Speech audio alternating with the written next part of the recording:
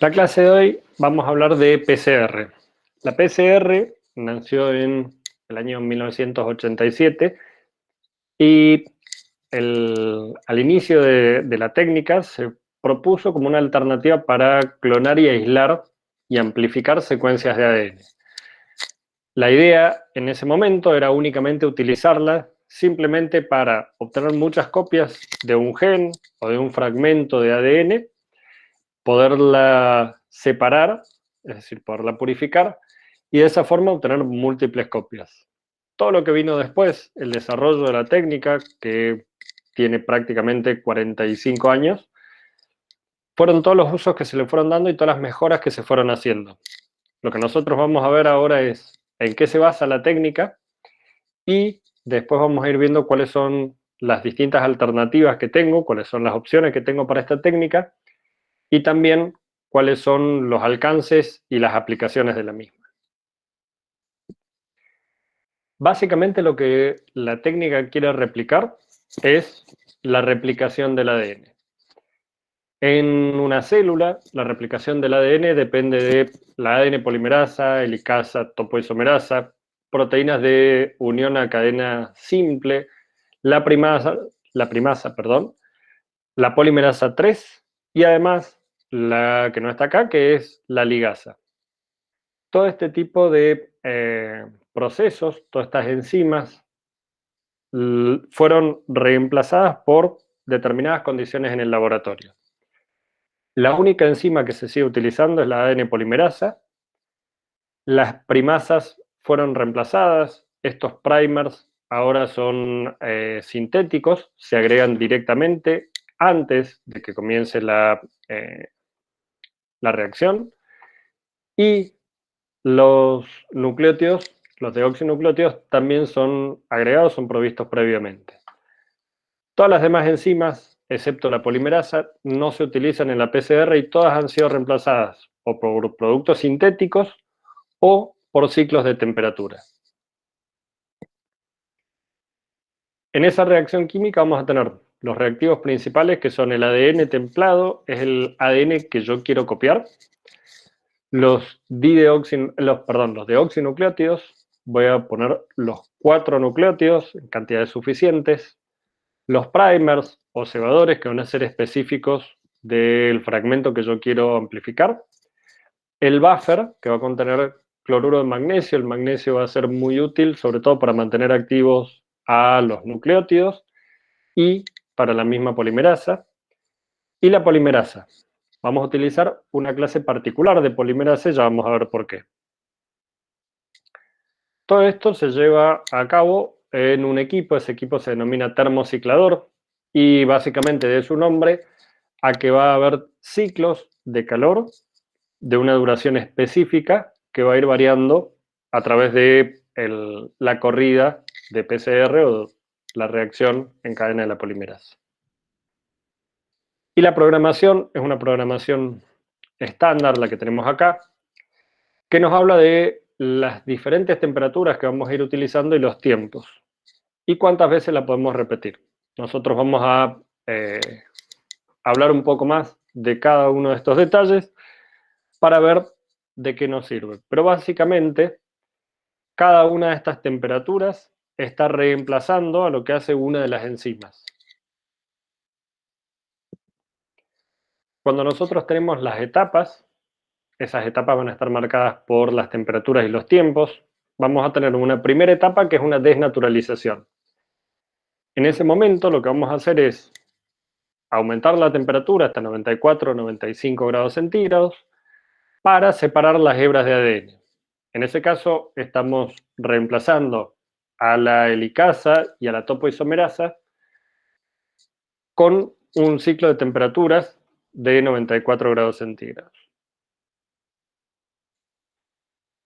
Esa temperatura de desnaturalización nos va a lograr que las dos hebras estén totalmente separadas, que es lo que tenemos en el punto más alto de este gráfico. Luego vamos a tener un ciclo de annealing o de hibridación. La temperatura es menor, va a variar entre 45 y 65 grados centígrados. Ya vamos a ver por qué ese rango tan amplio.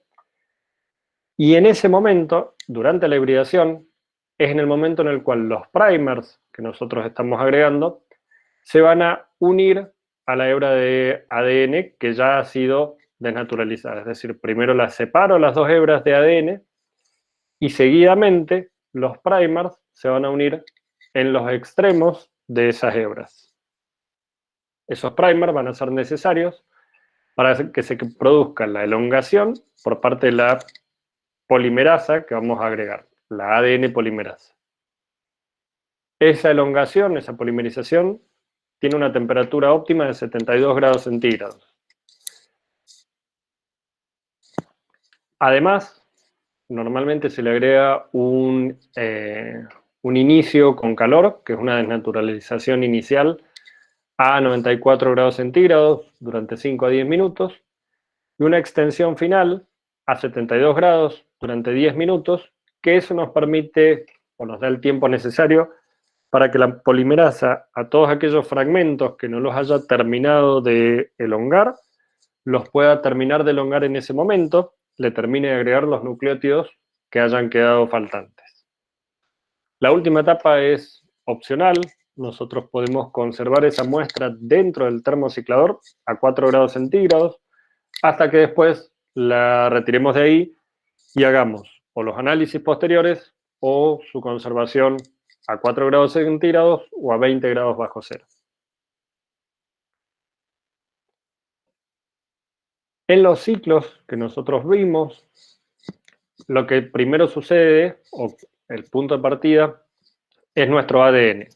Nuestro ADN doble cadena, en el primer ciclo o en la primera temperatura que nosotros vamos a someterlo, vamos a lograr que se separen las hebras. Posteriormente lo que vamos a hacer es permitir la unión de los primers en los extremos del ADN. Y en el último vamos a lograr que la polimerasa comience a agregar los nucleótidos, leyendo la secuencia en cada caso y agregando el nucleótido correspondiente. En este caso no vamos a necesitar o no vamos a tener fragmentos de Okazaki porque la polimerasa directamente va a tomar el ADN desde el punto en que nosotros agreguemos el primer. Entonces, la dirección va a ser contraria. Si nosotros miramos las dos hebras, la hebra superior va a ir agregando de derecha a izquierda y en la otra de derecha a izquierda. Pero en los dos casos va a ir haciendo crecer la cadena hacia el extremo 3', es decir, en dirección 5', 3'. Y eso es porque nosotros vamos a sintetizar primers específicos para que se peguen en esas hebras. Y por el otro lado, porque la polimerasa ahora tiene la posibilidad de tener las dos hebras de ADN totalmente separadas. Entonces no va a ir agregando en una y en la otra por fragmentos. Esto es simplemente una animación de lo que va sucediendo, donde la polimerasa comienza a agregar y a duplicar el ADN que nosotros tenemos. Acá tenemos la temperatura, cómo va variando, y qué es lo que va sucediendo en cada una de las etapas. Profe, Sí. ¿siempre en la desnaturalización se separan las dos hebras completamente? Sí, normalmente la desnaturalización vos la vas a hacer en una cierta cantidad de tiempo, durante una cierta cantidad de tiempo, que va a depender de la longitud del fragmento de ADN que vos tengas. Si el fragmento es muy corto, no va a hacer falta que lo mantengas durante un minuto a esa temperatura, lo puedes tener tiempos más cortos de 40 a 45 segundos. Si es muy largo, puedes dejarlo 1 minuto y medio. Pero en general, con 1 minuto es el tiempo promedio que te asegura que las dos hebras se separan completamente. Bueno, profe, gracias. Bien, ya que hablamos de la temperatura y la desnaturalización, la extensión me dice que la vamos a hacer a 72 grados centígrados. Si yo pongo una polimerasa de mamífero, la ADN polimerasa humana, ¿qué es lo que le va a suceder a esa polimerasa a 72 grados centígrados? No va a cumplir su función. Se desnaturaliza porque uno Claro, en la desnaturalización directamente ya pierdo la actividad de la enzima. Y por otro lado, a 72 grados centígrados no va a tener su temperatura óptima. Va a tener a 37 grados su temperatura óptima. Lo que vamos a ver enseguida es cómo vamos a solucionar ese punto.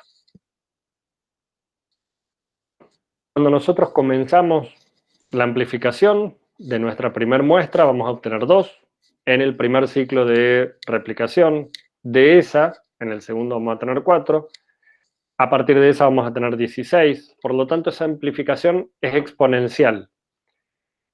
Cuando nosotros dejamos o continuamos esa reacción por 30, 35 ciclos, vamos a tener millones y millones de copias. De hecho, para 30 ciclos, la cantidad teórica son 2 trillones de copias a partir de una única molécula.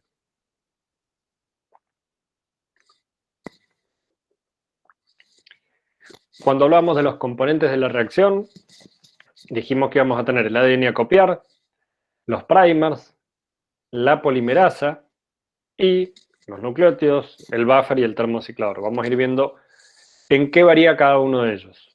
Y en particular vamos a responder esa duda que habíamos dejado previamente. La polimerasa es una polimerasa termoestable. La primera polimerasa que se utilizó fue la Taq polimerasa. La Taq polimerasa viene de una bacteria, la Thermus aquaticus, y esa bacteria crece, o inicialmente se la encontró en los geysers, en esos pozos de agua hirviente. Esa bacteria es capaz de sobrevivir a esas temperaturas. Por lo tanto, tiene todas sus enzimas preparadas, modificadas para resistir esas temperaturas en las cuales vive. A partir de esa polimerasa que se aisló de esa bacteria, se comenzó a utilizar en la PCR. Los equipos de PCR más comunes o más sencillos son más o menos como los que vemos acá. Dentro de ese equipo lo que nosotros vamos a tener es una platina. En esa platina lo que tenemos es un sistema de calefacción. Ese sistema de calefacción me va a permitir a mí subir y bajar la temperatura para cumplir con esas temperaturas de los ciclos que habíamos propuesto. En estas regiones de acá, esas gradillas que nosotros vemos, es donde va el tubo Eppendorf. Normalmente los Eppendorf de PCR son más chiquitos que los que usamos en el laboratorio habitualmente. Tienen una capacidad de 0,2 a 0,6 mililitros. Y en los más nuevos, ya prácticamente en todos, tenemos un display digital y un teclado que me permite programar el tipo de ciclos, el programa específicamente que voy a utilizar para cada una de las amplificaciones que tengamos.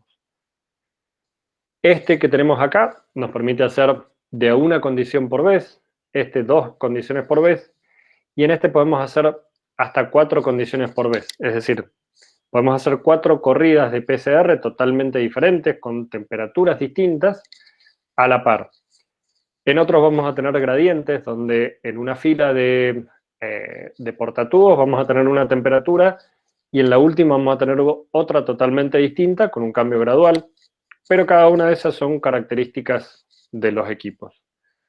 Ahora bien, yo les pregunto, estos equipos son de origen industrial.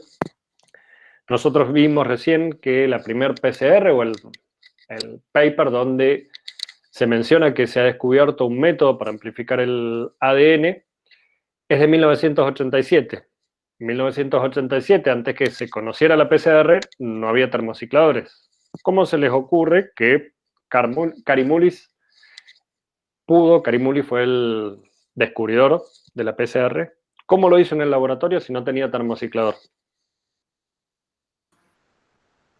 Calentándolo hasta una temperatura dada y después enfriándolo, sometiéndolo a un frío brusco en un refrigerador especial, no sé, algo así. Más sencillo. Pensemos que las temperaturas, la primera es de 94, la segunda supongamos que es de 60, la tercera de 72.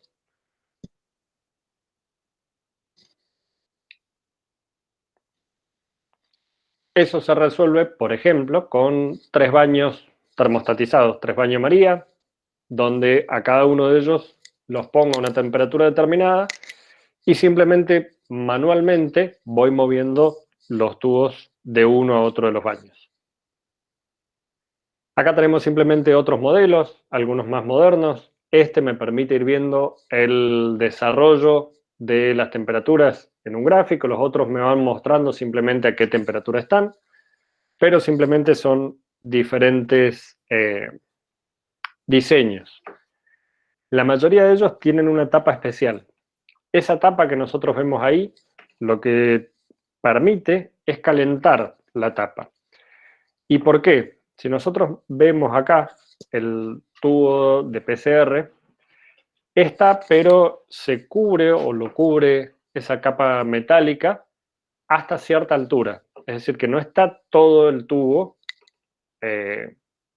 sufriendo esos cambios de temperatura, solamente la parte inferior.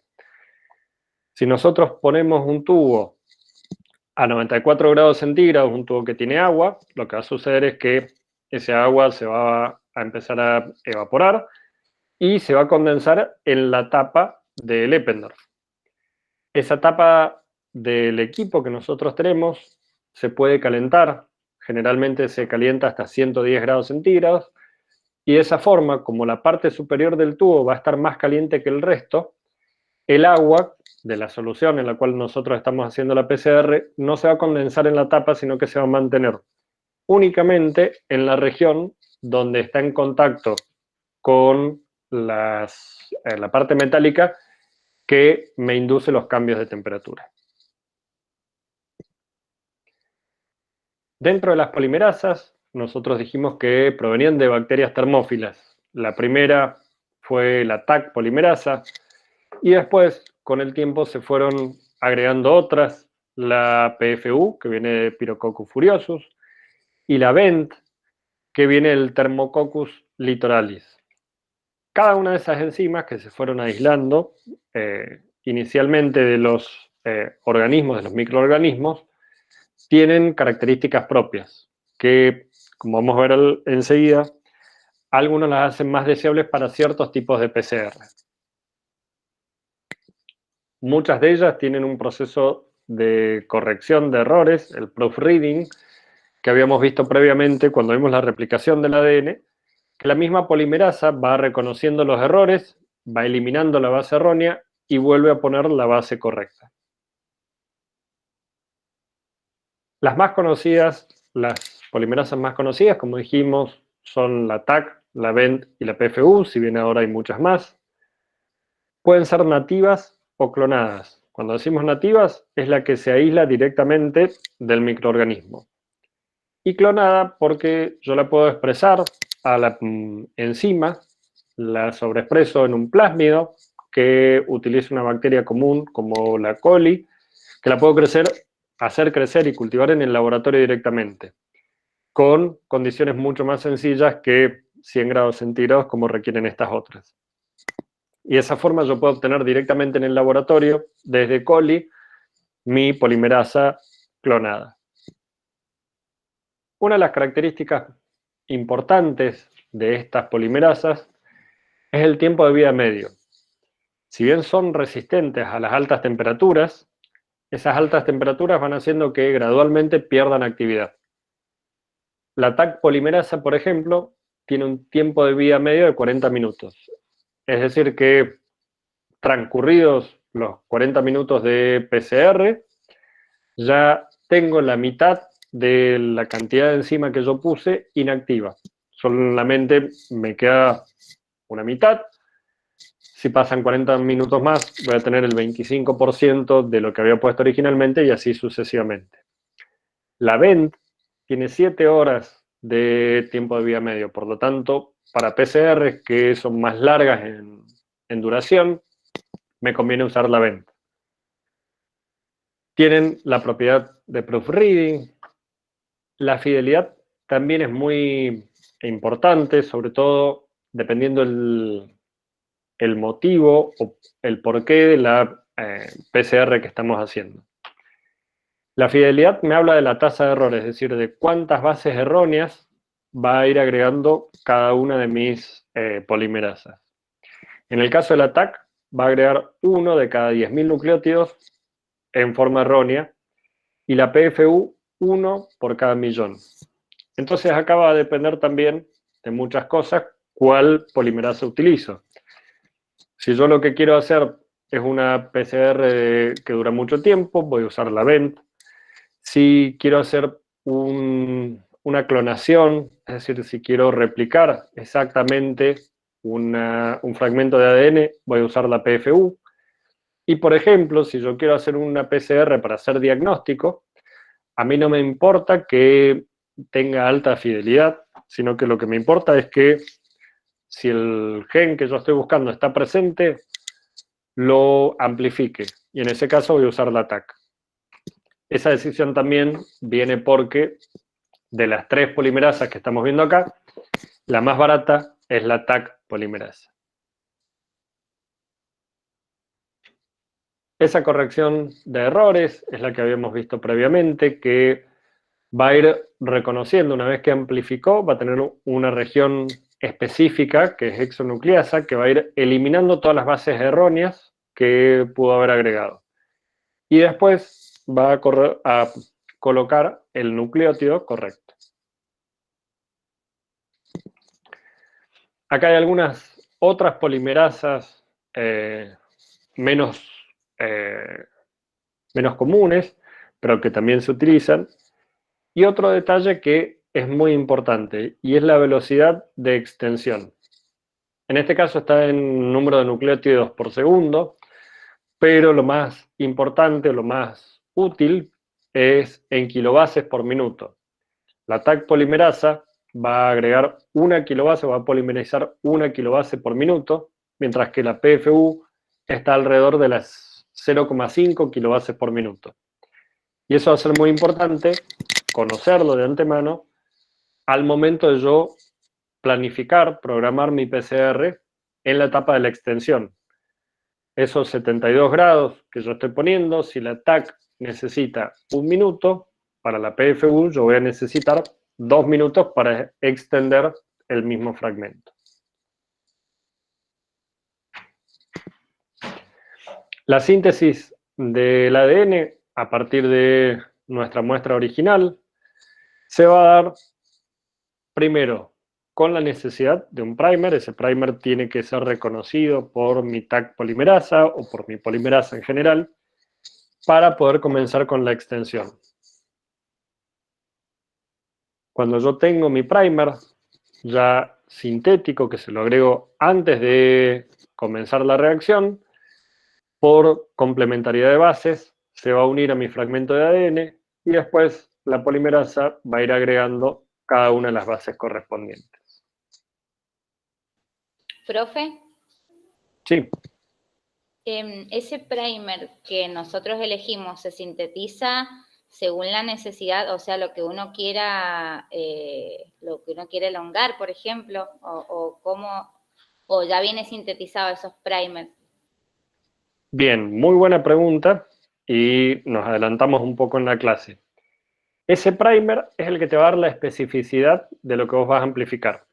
Este primer que está acá mostrado tiene 4 bases y ese primer es prácticamente inespecífico, porque la posibilidad de que vos tenés de que en una secuencia de ADN tengas una secuencia ATGC es altísima. De hecho, en este mismo, aleatoriamente tenés ATGC al costado. Entonces, si tu primer es muy corto, se va a pegar a cualquier tipo de ADN que tengas. Entonces, si vos estás buscando un gen en particular en un genoma total, si vos tenés a partir de ADN humano, querés buscar la presencia de un gen específico y vos pones un primer muy corto, te va a elongar muchísimos fragmentos de diferente tamaño.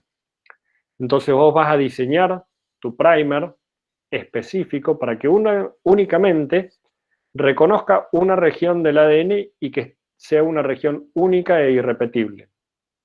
Se han hecho cálculos matemáticos para ver cuál es la longitud mínima de esos primers y está alrededor de los 17 nucleótidos. Eso es lo mínimo que vos tenés que tener para que ese primer que vos estás sintetizando no reconozca más que una única región en todo el ADN. Y esos, conociendo la secuencia que vos querés amplificar, los vas a mandar a sintetizar específicamente para eso. Gracias. Vienen otros primers que vamos a ver después, que son primers universales, que ya vamos a ver para qué sirven. Profe, Sí, y en el caso del diagnóstico, ¿qué primer usaríamos? bien, de vuelta nos adelantamos a lo que vamos a hablar después. Pero depende de lo que quieras diagnosticar. El caso más actual es, por ejemplo, las infecciones. Si vos querés detectar la presencia de un patógeno en un humano, vos vas a tener que buscar que tu PCR amplifique un gen que esté únicamente en el patógeno que vos estás buscando.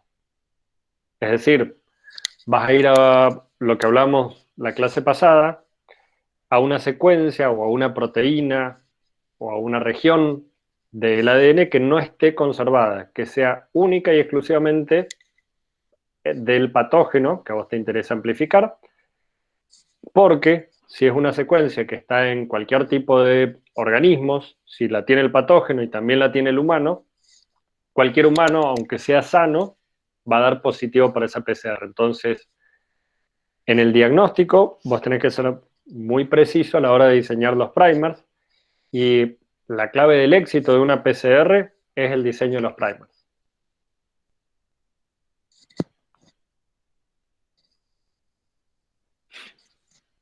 En las PCR de punto final, es decir, donde nuestra PCR termina dentro del termociclador con el producto de ADN, nosotros después tenemos que chequear la presencia o no de ADN aplicando otro tipo de técnica. Como vimos en el laboratorio, tenemos diferentes tipos de electroforesis. Las electroforesis verticales, que se hacen en geles de poliacrilamida, se utilizan mayormente para proteínas y en algunos casos para ADN y ARN. En el caso de la separación horizontal, que se hace en geles de agarosa, son más utilizadas para ADN y ARN. En ese caso, lo que nosotros hacemos es nuestro producto de PCR, lo sembramos en el gel, hacemos la corrida y después vamos a teñir el ADN con bromuro de tidio, como se hacía antes, que se dejó de usar porque es tóxico, y por algún tipo de moléculas más inocuas, como el CyberGreen o el CyberSafe, que lo que hacen es intercalarse entre las hebras de ADN y tienen la propiedad de que cuando se los ilumina, se los irradia con luz ultravioleta, van a emitir en el rango del visible. En este caso, el bromuro de tidio se ven las bandas naranjas, el CyberGreen obviamente se ven verdes, y va a depender de nuestro sistema de tinción el color que nosotros veamos, pero en general todas se excitan con luz ultravioleta y se ven a simple vista directamente.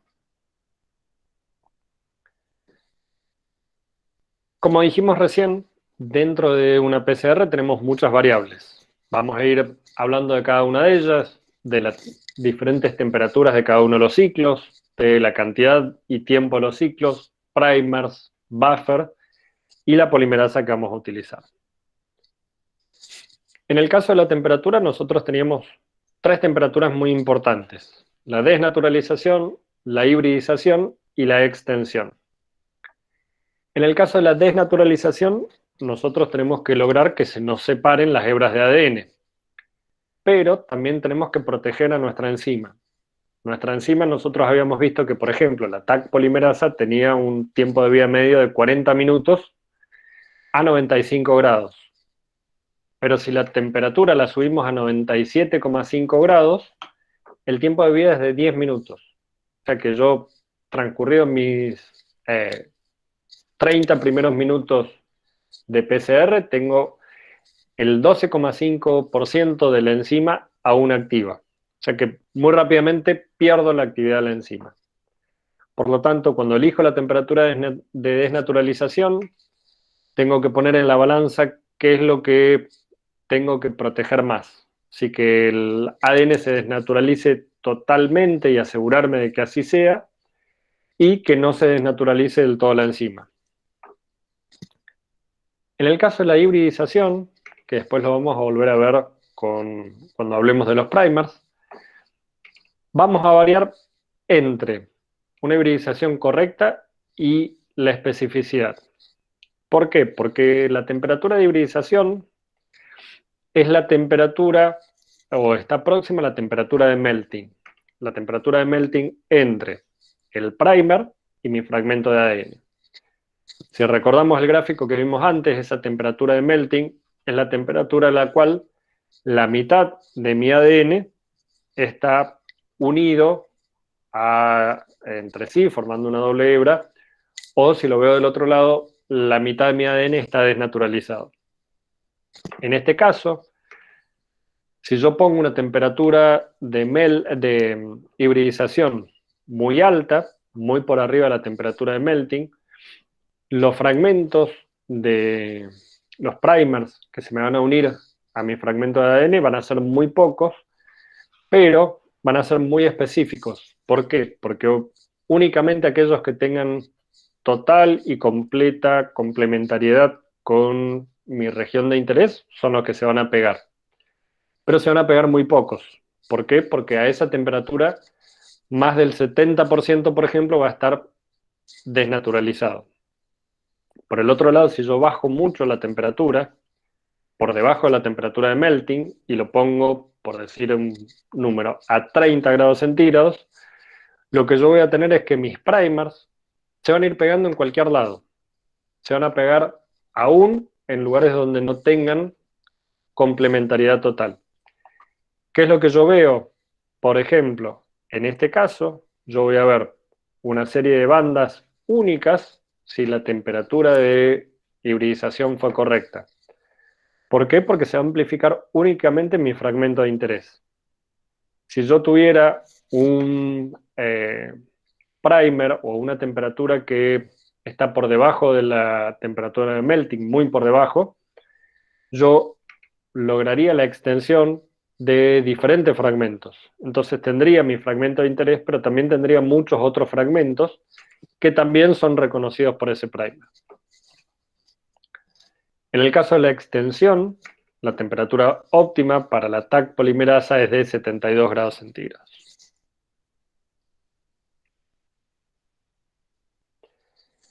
Como decíamos recién, el secreto del éxito de una PCR está en el diseño de los primers. Esos primers son ADN simple cadena, tienen entre 18 y 30 bases, esto es en general y en promedio, hay algunas veces que se necesitan primers más largos, y que tienen que ser complementarios a la región que va a ser amplificada. Como dijimos recién, hay secuencias cortas que se pueden repetir en muchas regiones del ADN. Una secuencia de 3T consecutivas, por ejemplo, puede estar en miles de fragmentos. Si ya quiero 10 T una seguida atrás de la otra, va a haber muchos menos fragmentos que tengan esa secuencia específica. Y a medida que yo voy alargando, voy generando mayor especificidad en la región, en las regiones que van a contener esa secuencia. En algunos casos, mi gen de interés puede ser que tenga una región que se repite en otros, que por más que yo ponga un primer de 20 bases, esas 20 bases se repitan exactamente igual en otro gen diferente. Entonces ahí yo voy a ir agregando cada vez más bases, más nucleótidos, para que mi PCR sea bien específica, que reconozca únicamente a la región que yo quiero amplificar. En el caso de los primers, como los primers van a estar en los extremos del ADN, me va a determinar cuál es el fragmento o el tamaño del fragmento que yo voy a amplificar. Mientras más separados estén, obviamente más grandes van a ser los fragmentos amplificados. ¿Cómo diseño los primers? De vuelta a lo que dijimos recién, vamos a diseñar un primer corto por una cuestión de tiempo, pero lo mínimo, el mínimo de nucleótidos que yo le voy a poner son 18. Si esta es mi región de interés, la que yo quiero amplificar, mis primers tienen que estar contenidos en esta región. Si quiero amplificar todo este fragmento, tiene que comenzar donde el fragmento que a mí me interesa amplificar esté contenido. Voy a tener dos primers. Uno que va a estar en el extremo 3' de una de las secuencias y el otro en el extremo 3' de la otra.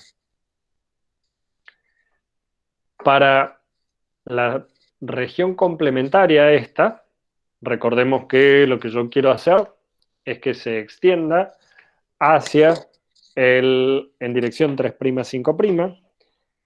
Entonces, lo que yo voy a hacer es un primer que sea complementario a esta región de acá. Y ese primer básicamente es esta secuencia que yo tengo acá. Me aseguro de que son complementarias, me aseguro de que son irrepetibles, entonces diseño mi primer. Ese primer se llama primer sense, primer sentido o forward, dependiendo de la nomenclatura puede variar, pero siempre el sense, sentido forward, es este primer que va a estar en esta región. El otro, obviamente, se va a denominar antisense o reverse o antisentido, y lo que va a hacer es una región homóloga, una región complementaria a esta que tengo acá. ¿Qué va a ser esta? Que empieza desde acá, y lo que yo tengo que tener en cuenta es que cuando pido mi primer, cuando voy a comprarlo, que se sintetice, como yo estoy poniendo una región específica del ADN, no la voy a poner exactamente como la estoy viendo acá. ¿Por qué? Porque acá yo la tengo escrita de 3' a 5'. Y el ADN, cuando es simple cadena, siempre se escribe de 5' a 3'. Entonces, para hacerlo, lo que yo voy a utilizar es ir leyendo al revés. La G, la C, la T, la A. Es decir, lo voy a leer de 5' a 3', de derecha a izquierda para anotarlo y para que los dos primers que yo voy a pedir, que se sinteticen, estén escritos de 5' a 3'.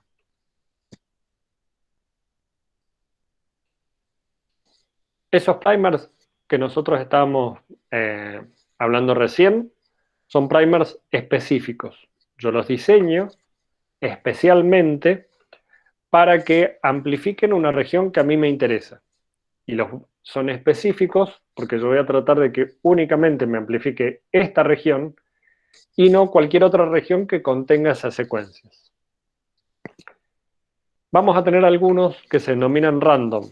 Esos primers del tipo random son más cortos y son de secuencias aleatorias, sobre todo porque tienen otra utilidad.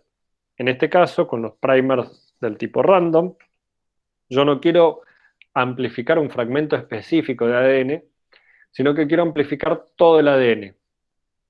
Quiero tener muchas copias de, ya sea un genoma completo, de un individuo, de un tipo de células, de un tejido en particular, pero quiero tener amplificado todo el ADN, todo el genoma completo.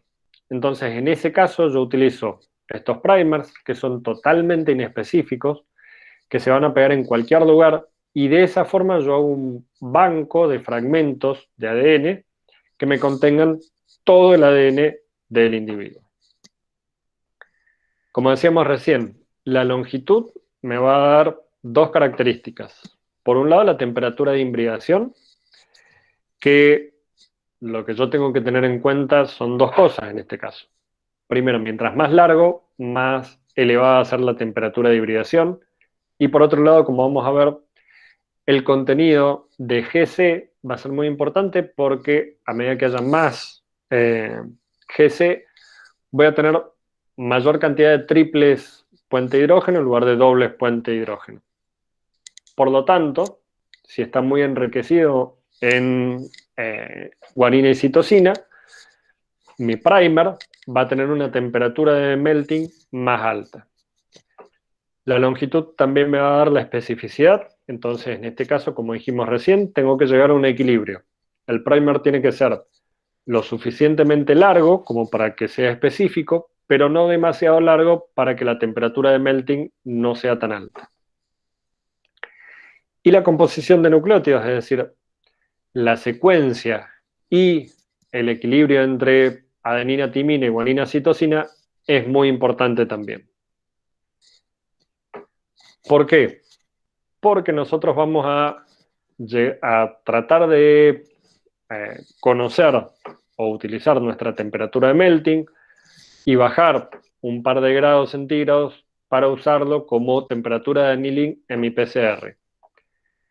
Cuando esta temperatura de melting es muy alta, y por eso nosotros teníamos en esos programas que vimos un rango que iba desde 40 a los 65, porque va a depender de cada uno de nuestros primers, normalmente nosotros tratamos de evitar que sea demasiado alta. Para poder calcularlo, en primer cortos de entre 14 y 20 pares de bases, lo que normalmente se hace es una suma en la cual voy agregando 4 grados centígrados por cada par de guanina citosina y 2 por las adeninas o las timinas que tenga. Este cálculo manual sirve primero que nada para oligómeros cortos, es decir, para primers de entre 14 y 20 pares de bases. Y en segundo lugar, ahora hay programas automáticos. De hecho, cuando ustedes van a comprar un primer en la misma página donde lo están pidiendo, directamente les calcula la temperatura de melting. Y el proveedor de los primers, cuando se los envía, les avisa cuál es la temperatura de melting del primer que ustedes acaban de comprar.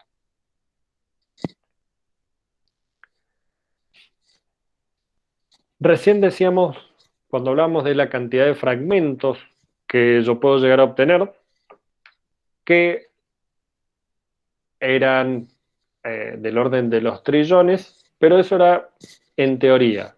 Ese es el rendimiento teórico que está ejemplificado acá con la línea roja. El rendimiento real es el que está con la línea negra. Empieza a decaer en cierto punto, que nuevamente esto es un promedio, y ese rendimiento puede empezar a caer en el ciclo 25, en el 20, en el 30. No podemos preverlo de antemano en cuál va a caer y cuánto va a caer. Ahora bien, la pregunta es, ¿por qué podría llegar a caer el rendimiento de esa reacción? ¿Por qué se les ocurre que puede ir disminuyendo el rendimiento? Porque la enzima se va inactivando. Bien, primer punto, primera razón, la enzima va perdiendo actividad. ¿Qué más? Porque comienza a disminuir la cantidad de nucleótidos, se empiezan a unir a las cadenas, a las nuevas cadenas de ADN y se disminuye la concentración. Claro, mientras más se van consumiendo los nucleótidos, a la enzima le va costando cada vez más trabajo encontrar el nucleótido correcto dentro de el pool que nosotros tenemos dentro de esa solución. Como hay menor concentración de nucleótidos, hay cada vez menor concentración, menor disponibilidad para esas enzimas para que lo puedan ir agregando. Por otro lado también, ahora vamos a tener mucha cantidad de ADN, por lo tanto, la relación entre el ADN y la cantidad de enzima que nosotros vamos a tener también va a ir variando. En algún momento puede ser que tengamos mucho más ADN que enzimas, por lo tanto, no todos los ADN que se desnaturalizan van a ser amplificados, solo algunos de ellos, más si la enzima va perdiendo actividad. Eso hace que en algún punto, sobre todo después de cierta cantidad de ciclos, comience a perderse mi actividad y la cantidad de producto que yo puedo llegar a tener. Y eso me imposibilita algo crucial. Si el rendimiento fuera el teórico, yo podría saber de qué cantidad partí. Como el rendimiento real es distinto al teórico, yo no puedo saber de qué cantidad partí inicialmente porque a medida que va decayendo, no puedo hacer una estimación directa. Sobre todo porque este decaimiento del rendimiento es aleatorio, si bien es relativamente controlable, es muy difícil de predecir con exactitud. ¿Qué controles tengo que hacer en la reacción de PCR?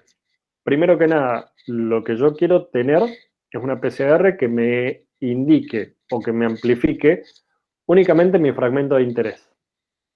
Si yo tengo un fragmento de interés que es de 350 pares de bases, como el que está acá, yo quiero que me amplifique solo ese y no todos estos otros que tenemos. Estas son diferentes corridas.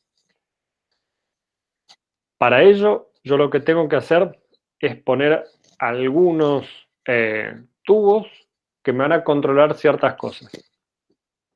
El primero es el blanco de reacción, que lo que me está controlando es que yo no tenga contaminación en mi tubo de ensayo, mi tubo de PCR. En ese va a tener todos los reactivos excepto el templado de ADN. Es decir, si todo lo hice bien, si no tengo contaminación de mi polimerasa con ADN de alguna otra PCR que yo hice, por ejemplo, mi blanco de reacción va a tener todos los reactivos menos el ADN, por lo tanto yo no tengo que tener producto de reacción. ¿Qué es lo que sucede? Sobre todo, bueno, en realidad en los de diagnóstico, en los laboratorios de diagnóstico, pero también en aquellos de investigación, generalmente se trabaja con el mismo tipo de ADN siempre. En el caso de un laboratorio de investigación, van a trabajar con los genes o los fragmentos de ADN de siempre, que son los con los que están investigando. En el de diagnóstico, como en general están muy especializados en ciertos aspectos, siempre van a tratar con el mismo tipo de muestras. Entonces, si yo tengo un laboratorio de diagnóstico para COVID, por ejemplo, muchas de las muestras que yo ponga a testear van a ser positivas para COVID. Entonces, si yo voy contaminando mis otros tubos con aquellas que eran positivas para COVID, voy a ir dejando rastros en mis reactivos de ADN, de ARN del COVID, y eso me va a dar un producto de PCR positivo aún cuando no había en la muestra. Por eso es fundamental el blanco de reacción, el control negativo, que en este caso me va a controlar la especificidad de la amplificación. En este caso voy a tener todos los reactivos y voy a tener ADN, pero ese ADN no tiene una secuencia target, es decir, no tiene la secuencia que yo quiero amplificar. Por ejemplo, voy a utilizar un ADN similar, en el caso de que esté buscando ADN de bacterias patógenas de transmisión sexual. Voy a buscar un control negativo similar a la que estoy buscando. Si estoy buscando gonorrea, mi control negativo puede ser, por ejemplo, clamidia o una de la flora normal, que puede llegar a estar en esa región y que tengo que evitar que por algún descuido de la toma de muestra o del primer que yo hice, me dé un resultado positivo. Y el otro es el control positivo. Ese control va a tener dos funciones muy importantes. Uno me va a controlar la sensibilidad. Yo en ese control positivo voy a poner todos los reactivos y un templado de ADN que sí contiene la secuencia target. Es decir, yo de antemano sé que de ahí voy a obtener producto. Si yo en ese control positivo no tengo producto, quiere decir que algo hice mal en mi PCR. Por eso también es mi control positivo. Ese sí o sí me tiene que dar positivo. Y me va a controlar la sensibilidad porque yo voy a poner una cantidad baja de mi control positivo y la cantidad de producto que obtenga va a estar relacionada a la cantidad que yo había puesto inicialmente. Si bien no puedo hacer una relación directa, me va a dar una idea de cuán sensible es mi PCR. De hecho, yo puedo hacer diluciones seriadas de mi control positivo y ver hasta qué punto mi PCR detecta el gen de interés. Me da un resultado positivo para mi gen de interés. Eso para la sensibilidad, pero siempre es imprescindible el control positivo, porque si yo hago mi gel y me dan todos los carriles negativos, es decir, no tengo producto en ninguno de ellos, yo tengo una multiplicidad de factores que me pueden explicar ese negativo. Pero si en mi PCR, en mi control positivo da positivo y mi tubo de experimento da negativo, quiere decir que en mi tubo de experimento, en mi tubo de testeo, no tengo ese gen de interés. En el otro caso puedo haber fallado un montón de cosas. Puedo haber fallado la polimerasa. Si yo no pongo el control positivo y no tengo producto de PCR, pueden haber fallado la polimerasa, que me olvidé de ponerla, los primers inespecíficos, un montón de cosas. Pero si yo tengo el control positivo y mi tubo de prueba da negativo, ya directamente asumo que no tengo el fragmento de interés. ¿Cómo interpreto mi gel? Fíjense la diferencia, está a propósito de este gel, donde tengo una única banda, si bien acá tengo algunas sombras, mi banda de interés es única. En cada carril yo tengo una sola banda. En este otro tengo muchas más bandas. ¿Cómo interpreto mi resultado? Primero, mi fragmento de interés, el que yo quería amplificar, voy a conocer de antemano el tamaño que va a tener. Entonces, puedo decir que si mi fragmento de interés tiene que tener alrededor de 400 pares de bases, este de acá y este de acá es mi fragmento de interés. Todos los demás no, porque tienen un tamaño diferente. No tiene que haber productos ni en el blanco ni en el control negativo. Es decir, en estos carriles de acá, si yo sembré, no tiene que haber ninguna banda, ni del tamaño esperado, ni de algún otro tamaño. Los primers inespecíficos, como dijimos recién, dan origen a múltiples bandas. ¿Por qué? Porque los primers inespecíficos se van a pegar a muchas regiones distintas del ADN y cuando la polimerasa comience a polimerizar, no le va a importar cuál es el fragmento. A ella lo único que le importa es que esté el primer. Si está el primer, polimeriza. Si no está, no polimeriza. Si me pega en cualquier lado del primer, voy a tener estos casos de acá, por ejemplo, donde tengo mi producto de interés y otras bandas que corresponden a otras regiones del ADN que han sido o que han podido llegar a pegar mi primer. En estos casos, nosotros tenemos muchas bandas, por lo tanto, mi PCR o mi primer seleccionado es inespecífico. El otro punto muy importante es que mis primers no tienen que ser complementarios entre sí. ¿Por qué? Porque va a tener las mismas chances de pegarse al ADN que yo quiero amplificar o se pueden pegar mis primers entre sí. Si se pegan los primers entre sí, no voy a tener producto de PCR o voy a tener mucho menos. Los dímeros de primers, como son fragmentos de ADN mucho más pequeños, generalmente se ven en estas bandas de abajo. También se pueden ver en las bandas más pequeñas el exceso de primer. Si yo puse una alta concentración de primer y no todos se utilizaron para la amplificación y me sobra, también voy a ver estas bandas de acá abajo.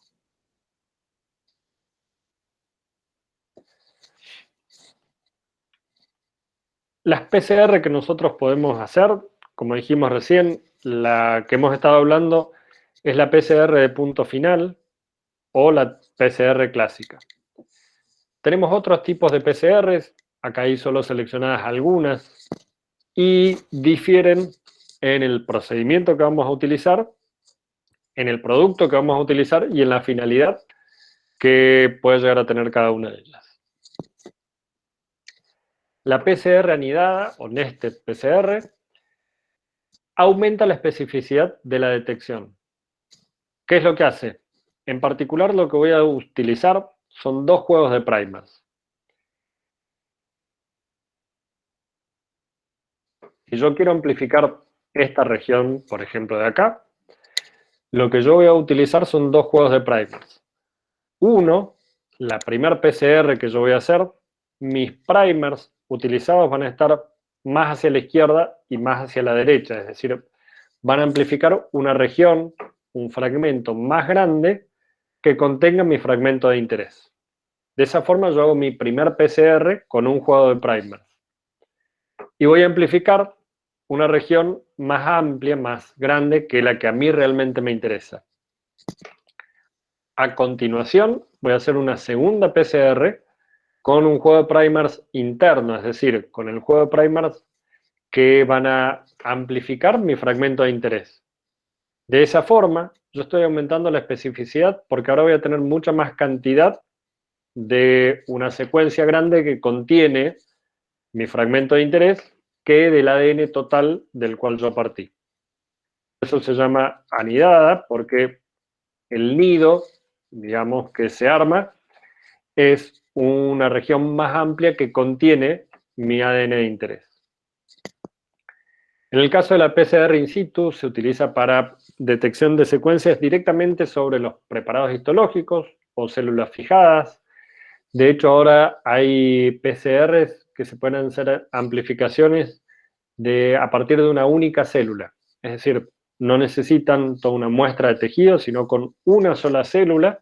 A partir de esa célula se pueden hacer las PCR. En este caso, se hacen directamente en el lugar sobre los preparados histológicos o sobre las células fijadas. En el caso de la multiplex, yo voy a utilizar en una misma PCR varios juegos de primers. Cada uno de esos juegos de primers me va a reconocer fragmentos distintos. Entonces, en una única amplificación, yo puedo encontrar o puedo amplificar secuencias distintas a la vez.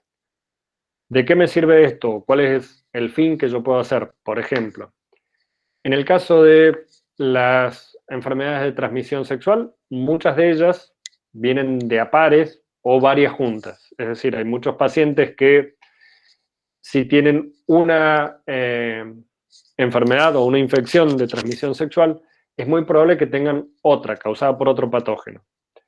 Yo con esa PCR múltiple puedo analizar la presencia de muchos genes diferentes a la vez. Entonces yo puedo hacer una única PCR y testear para 40 enfermedades diferentes. De esa forma, con un solo tubo, yo testeo la potencial presencia de 40 patógenos distintos. Eso en el caso de detecciones específicas de enfermedades, pero también lo puedo usar en otro tipo de enfermedades infecciosas, pero lo puedo usar en otro tipo de enfermedades de origen genético y de esa forma yo hago en un único tubo muchas pruebas a la vez. ¿Cuál es el cuidado que tengo que tener? Como vamos a ver después, esa PCR multiplex puede ser de punto final, como veíamos recién, y mi resultado lo voy a ver en el gel. Entonces, el cuidado que yo tengo que tener es que cada uno de mis primers específicos para un gen de interés o para un fragmento de ADN me amplifique fragmentos de distinto tamaño. ¿Por qué? Porque si son todos del mismo tamaño, si son todos de 500 pares de bases, como por ejemplo acá, yo puedo tener 1, 2, 3 enfermedades diferentes y me van a dar exactamente la misma banda. Si yo lo hago de manera tal que mis fragmentos amplificados tengan diferente tamaño, acá me está diciendo que hay la presencia de un patógeno, la segunda banda me indica la de otro patógeno distinto y la tercera, un tercer patógeno diferente. Hay otros métodos que directamente se basan en el reconocimiento de esos fragmentos por fluorescencia, donde cada uno de mis primers va a estar asociado a un fluoróforo y que el producto final de la amplificación va a tener un color determinado que voy a leer con un detector específico.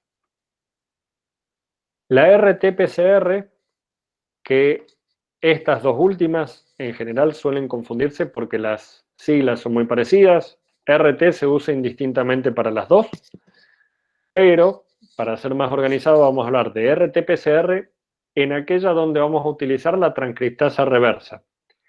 Esa transcriptasa reversa lo que va a hacer primero es de mi ARN de partida, lo va a pasar a un ADN de doble hélice, de doble hebra, perdón, y después voy a hacer sobre ese producto una PCR normal, de manera de obtener copias de ese ADN. Pero mi material de partida es ARN y utilizo una transcriptasa reversa.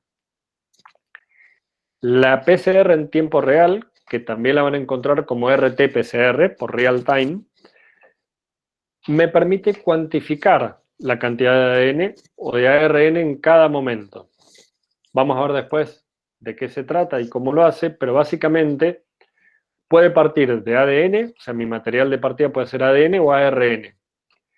Y lo que yo voy a hacer, si es ARN, también voy a utilizar la transcriptasa reversa, si es ADN, una polimerasa, pero lo voy a ir cuantificando en cada ciclo. Y eso me va a decir directamente cuánto, o me va a permitir calcular qué cantidad de material de partida tenía yo originalmente.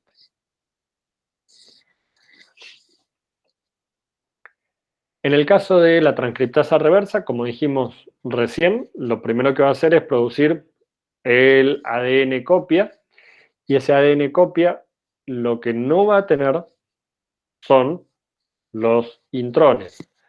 Si yo amplifico mi fragmento de ADN directamente, va a incluir los exones y los intrones si en mi secuencia están presentes claramente. En el caso de partir de ARN mensajero, ese intrón ya no está, ya ha sido eliminado, por lo tanto yo voy a partir únicamente de RNA, que va a tener los dos exones unidos entre ellos, y voy a amplificar solamente esta región. O sea que mi DNA copia no va a tener el intrón que estaba originalmente, sino que va a tener únicamente la parte codificante que tenía mi fragmento de ADN original.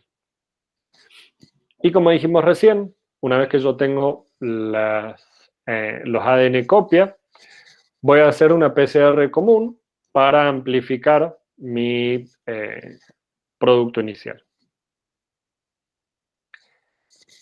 En la real time, como dijimos antes, es muy importante porque se utiliza para cuantificar la cantidad de material genético que yo tengo. El material genético hablamos de ARN o ADN. En el caso de ser ARN mensajero, yo puedo utilizarla para cuantificar la expresión de un gen en particular. Es decir, que yo puedo saber, por ejemplo, cuánto se expresa un gen en un individuo normal en determinadas circunstancias. Y también puedo saber, a partir de virus de ARN, si tengo una infección, qué cantidad de virus tiene ese individuo. Como yo puedo cuantificar, yo puedo conocer la cantidad inicial del material de partida. Entonces me va a servir tanto para cuantificar el nivel de infección que tiene el individuo, en el caso de buscar un patógeno, que puede ser de ARN o de ADN, puede ser un patógeno viral de ARN o ADN, o bacterias de ADN con ADN. Pero también me permite, si yo estoy buscando el ARN mensajero, que es del individuo, me permite saber cuánto se está expresando un gen determinado en un momento determinado. En el caso de los formatos, esto que ven acá es un termociclador. Ese termociclador en particular es muy chiquito, es prácticamente de 15 centímetros por 20 centímetros, y acá tiene 10-12 centímetros, y además de tener el termociclador, o sea, la parte que va a hacer los cambios de temperatura, tiene adentro el detector que me va a ir midiendo la cantidad de fluorescencia en función del producto obtenido, y además el mismo equipo tiene una centrífuga, es decir, que yo cuando tengo mi muestra, para no manipularla demasiado, sobre todo si se trata de ARN, que es muy lábil, directamente centrifugo mi muestra en el equipo, hago la PCR en este mismo equipo, y este mismo equipo me va detectando por fluorescencia la cantidad que yo tengo de producto. Un equipo así está alrededor de los $15.000, uno importado, uno nacional está un poco más barato. En el caso de los distintos tipos de PCR en tiempo real, van a depender más que nada del tipo de marcación que nosotros utilicemos. En algunos casos pueden ser sondas con oligonucleótidos marcadas con fluorescencia. En otros va a depender de, como vamos a ver enseguida, de la actividad exonucleotídica que tenga mi polimerasa en particular, ya que voy a tener fragmentos donde mis fluoróforos van a estar próximos entre ellos y los voy a separar con la actividad exonucleasa, ya lo vamos a ver enseguida. Y otras ondas de hibridación binarias, donde tienen dos fluoróforos que mientras más próximos estén entre ellos, aumenta la intensidad. El método más sencillo es agregar dentro de mi PCR los colorantes que utilizamos previamente en el gel, es decir, Cyber Green, por ejemplo. Ese Cyber Green únicamente se va a unir a mi ADN en el caso de que haya doble hebra. Por lo tanto, a medida que va aumentando la cantidad de ADN doble hebra, a medida que va aumentando la cantidad de producto que yo obtengo, va aumentando la fluorescencia que me generan ese Cyber Green. Ese Cyber Green emite únicamente cuando está entrelazado en las hebras de ADN. El otro que decíamos recién es basado en un par de moléculas. Ese par de moléculas son dos. Una, que es el fluoróforo, es la molécula que tiene la capacidad de fluorecer, y otro que se denomina quencher, para decirlo en palabras sencillas, un apagador de la fluorescencia. Si el fluoróforo y el quencher están cerca, el quencher me apaga la fluorescencia del fluoróforo. Yo lo voy a diseñar de manera tal que este fragmento que yo tengo acá hibridice en cualquier o en alguna región en particular de mi ADN que esté alejado de los sitios de reconocimiento del primer, pero que esté incluido en esa región. ¿Qué es lo que sucede? Cuando la polimerasa va avanzando sobre esa región, con su capacidad exonucleasa, va a romper este fragmento, esta sonda que teníamos acá, y me va a separar el fluoróforo del quencher. Si están separados, el fluoróforo ahora, cuando yo lo irradie con una longitud de onda determinada, va a irradiar, va a emitir en otra longitud de onda. Con eso, con la intensidad de fluorescencia que yo mido, va en relación directa a la cantidad de producto de PCR que yo he obtenido. ¿Por qué? Porque necesité que la polimerasa pasara y extendiera en esa región, amplificara esa región, para que me separe el fluoróforo del quencher. Esto es básicamente lo que teníamos recién, donde la polimerasa lo que hace es separar el fluoróforo del quencher. En otros casos, lo que yo voy a tener son oligonucleótidos que tienen diferentes longitudes de onda.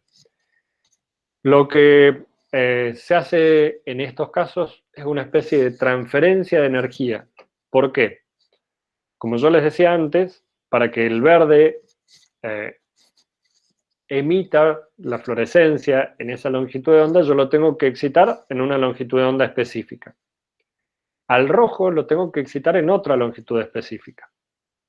Si yo lo excito mientras las ondas están alejadas entre sí, si están separadas, lo que yo voy a hacer es excitarlo en la longitud de onda del verde, por ejemplo, y me va a emitir en el verde. Si yo compruebo que tengo esa emisión en esa longitud de onda, me está indicando que los fragmentos están separados. ¿Por qué?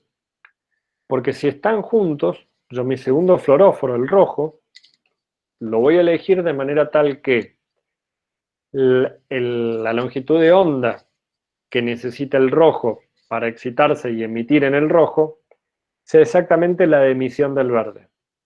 Entonces, se va a transferir esa energía. Si están cerca, en lugar de excitar al verde y ver la luz en verde, voy a excitar el verde, ese verde va a transferir esa energía, va a excitar al rojo y voy a ver la fluorescencia del rojo. Un gráfico de PCR en tiempo real es de este tipo, donde los primeros ciclos tengo una fluorescencia bastante variable y a partir de allí comienzo a tener una fluorescencia creciente. En determinado momento de los ciclos se puede ver el plató, dependiendo de la cantidad de fluoróforo que yo haya puesto y de del nivel de excitación que yo pueda lograr con esos fluoróforos, es cuando voy a saturar mi sistema. Pero a partir de acá, el mismo equipo nos va a dar la cantidad de muestra original que teníamos. Algunas de las aplicaciones de la PCR a nosotros en biotecnología nos va a importar sobre todo la clonación de genes. ¿Por qué? Porque nosotros vamos a poder clonar un gen de interés que codifica para una enzima que nosotros después queremos comercializar, o porque codifica para una enzima que tiene un producto que a nosotros nos interesa, y nosotros a través de la PCR podemos generar el fragmento de interés y después clonarlo en un vector de expresión. Pero también sirve para el diagnóstico de enfermedades infecciosas, para la tipificación del ADN, en el caso de este tipo de técnicas, nos sirven, por ejemplo, para el diagnóstico forense o para el test de paternidad. Muy rápidamente, en este caso lo que vamos a hacer para poder distinguir a un individuo en particular, lo que nosotros vamos a amplificar no es un gen que codifica para una proteína, porque por ejemplo si nosotros amplificamos el gen que codifica para tubulina, todos nosotros vamos a tener ese gen. Entonces no nos sirve para distinguirnos a unos de otros. Lo que vamos a hacer es amplificar regiones que se denominan microsatélite o ADN satélite, dependiendo del tamaño, que son repeticiones de ADN, repeticiones de secuencias que se encuentran en regiones no codificantes. Por lo tanto, no necesariamente van a ser iguales entre nosotros y de hecho son hereditarias. Yo tengo esos ADN microsatélites, la mitad de mi papá, la mitad de mi mamá. Esas variaciones, como se toman muchas regiones, nos permiten identificar a un individuo de otro simplemente por comparar esas regiones repetitivas que son específicas de cada uno de nosotros. Son específicas en el sentido de que las variaciones que tenemos, las cantidades de cada uno o cuáles secuencias van a variar. Algunas van a coincidir, muchas de ellas son muy conservadas y también nos permite analizar el origen de cada uno de nosotros, de la descendencia que tengamos, y en ese tipo de secuencias podemos llegar a compartir algunas, pero para tener una afiliación positiva necesitamos que tener el 50% de esas regiones compartidas. También podemos detectar enfermedades asociadas a mutaciones, donde lo que vamos a detectar son regiones del ADN con la presencia de alguna o algunas bases erróneas o cambiadas. Para el diagnóstico de enfermedades infecciosas, vamos a ver rápidamente Lo que nosotros necesitamos es conocer la secuencia de ADN o de ARN, dependiendo del tipo de patógeno que nosotros estemos buscando, del huésped. Y conocer la secuencia del patógeno. En el caso de el patógeno y el huésped, nosotros, para poder asegurarnos que lo que vamos a detectar por PCR sea la presencia del patógeno, nosotros tenemos que asegurarnos de que el fragmento de ADN que vamos a amplificar esté únicamente presente en el patógeno y específicamente en el patógeno que estamos buscando. No nos sirve una secuencia conservada, por ejemplo, el coronavirus tiene una parte de la secuencia, tiene una homología en su secuencia que es de aproximadamente el 30% con el HIV. Si nosotros utilizamos esa región de la secuencia para hacer nuestra PCR, un individuo que tiene HIV nos va a dar positivo para coronavirus, o al revés. Entonces tenemos que buscar específicamente una secuencia que sea única de nuestro patógeno que estamos buscando. Y sobre todo, que no esté presente en el huésped. ¿Cómo conozco esas secuencias? Nosotros ya vimos cómo se secuencian los diferentes genes y cada uno de esos genes o cada uno de esos genomas completos se van agregando en bancos de datos. Esos bancos de datos son públicos, ustedes pueden acceder, por ejemplo, a la secuencia de la proteína Spike del coronavirus. Si ustedes quieren ir a buscarla, van a poder encontrarla, la secuencia completa, y van a tener otros programas que les van a permitir chequear si la secuencia que ustedes están buscando está repetida en algún organismo. El BLAST, el FASTA, el ExPASI nos permiten hacer este tipo de mapas, donde yo, por ejemplo, puedo agregar mi secuencia de interés, que es esta que está acá, la inicial, y el programa, en este caso, todos estos son gratuitos y son abiertos, están en internet,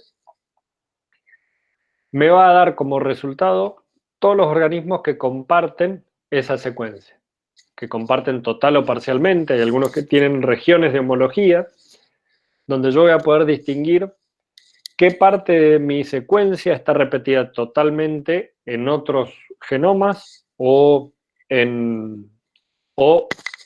cuál es única para un genoma en particular, y ahí es donde yo voy a buscar de hacer mi PCR. Otros bancos de datos que, si bien no son demasiado útiles para PCR, pero sí son muy útiles para el resto de las cosas, son estos, donde tengo programas o páginas donde yo puedo buscar información directamente sobre las proteínas. El Atlas de proteínas humanas, yo puedo buscar una proteína en particular y el programa me va a decir específicamente en qué tejido se encuentra, en qué células se encuentra, tanto en células humanas como en células que se utilizan normalmente para investigación. Esos bancos de datos son muy útiles, sobre todo para investigación y diagnóstico. ¿Qué de esto es muy importante para hacer un diagnóstico correcto? En primer lugar, el requisito general es, para la PCR, el blanco de reacción y los controles positivo y negativo. Yo me tengo que asegurar de que no esté informando a mi paciente de que tiene una enfermedad que no tiene o que no la tiene cuando sí la tiene. Los primers tienen que ser muy específicos, detectar únicamente la enfermedad para la cual yo estoy testeando. Y la sensibilidad está relacionada en la cantidad de patógeno o de ADN mínima que yo necesito para que mi PCR sea positiva. Tiene que ser lo más sensible posible, de manera tal de yo asegurarme de que por más que tenga una baja cantidad de ADN foráneo, yo la pueda encontrar, la pueda diagnosticar. Y algo que muchas veces depende del bioquímico, pero en otros casos no, es la toma de muestra. La toma de muestra la tiene que realizar un personal especializado y de hecho en los últimos 2 años obviamente fue muy grande el grado de especialización, pero antes no todos los bioquímicos estaban capacitados para tomar muestras para hacer PCR. Ahora sí están capacitados por una cuestión de necesidad. Por el otro lado, tengo que saber de dónde voy a tomar la muestra. Porque hay algunos patógenos que los voy a encontrar en sangre. Hay otros patógenos que los voy a encontrar en saliva. Pero hay otros patógenos que no los voy a encontrar ahí. Por ejemplo, estas marcas que tenemos acá son de rickettsiosis. Esas marcas es una picadura de una mordedura, en realidad, de una garrapata que nos dejó ahí una infección con una bacteria en particular. Si yo a este paciente que le estoy buscando rickettsiosis le hago una muestra en saliva o le hago una muestra en sangre, es muy probable que no encuentre rickettsias. Si la hago en la llaga, en el caso de poder hacer la biopsia de donde mordió la garrapata, es muy probable que sí la encuentre. Si tiene, la voy a encontrar acá y no en los otros lugares. Entonces yo tengo que saber de dónde voy a sacar la muestra, hacer obviamente lo menos invasiva la toma de muestras. Hay regiones un poco más sensibles que otras y yo me tengo que asegurar que de donde esté tomando la muestra tenga la mayor carga patogénica dentro del el organismo. Y la otra es la conservación de la muestra. En el caso del ADN, si bien es mucho más resistente a la degradación, si pasa mucho tiempo, si sufre muchos cambios de temperatura y sobre todo teniendo en cuenta que cuando yo tomo la muestra no la purifico, se puede llegar a degradar. Si la muestra que yo estoy tomando o lo que yo quiero amplificar es ARN, el ARN es mucho más lábil, se va a degradar con mucha mayor velocidad. Entonces esa muestra tiene que ir rápidamente al frío, idealmente a -20, si es posible más baja la temperatura mejor, de manera tal de evitar totalmente la degradación.